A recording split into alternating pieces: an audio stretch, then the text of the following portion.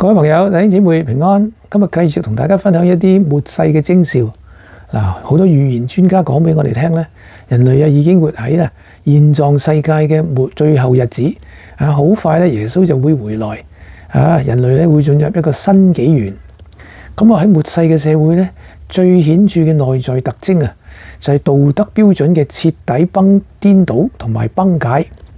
使徒保羅咧喺提摩太後書3章1至4節咧，用咗一系列19個強烈嘅詞語咧嚟描繪末世時代人類嘅性格特徵嘅。呢19個詞語咧就係專愛自己、貪愛錢財、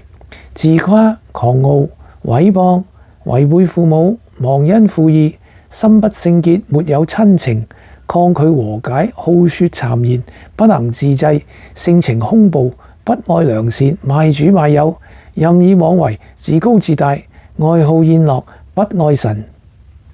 呢份名單唔止係古代嘅預言更係對當代全球文化嘅精準診斷。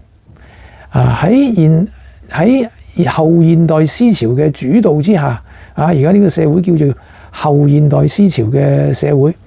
社會價值已經徹底倒置。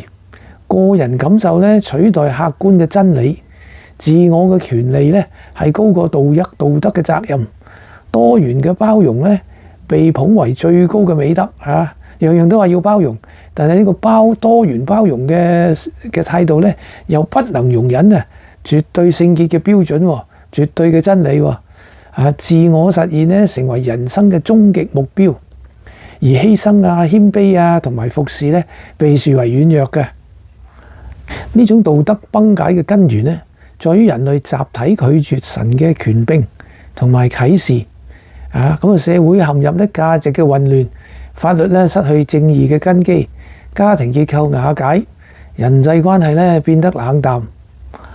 但係正係呢個時候教會要作為鹽同光，我哋嘅角色更為明顯，更係至關重要嘅時候嚟嘅。信徒必須不要效法這個世界，而要心意更新而變化，喺道德上分別為聖，活出同世界截然不同嘅標準。我哋唔係要譴責呢個世界，而係要以生命見證真理，吸引人係歸正，吸引人歸向那永恆不變嘅道德源頭，就係耶穌基督啦。腓立比書2章15、16節講：你們在這世代中要像明光照耀，將生命的道顯明出來。